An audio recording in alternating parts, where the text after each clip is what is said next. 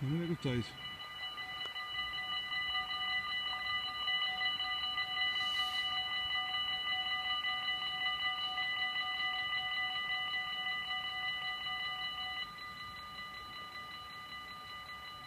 Moet de bouwen zijn.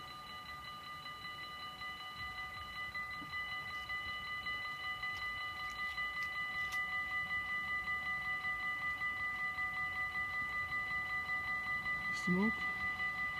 Dat gaan we zo zien.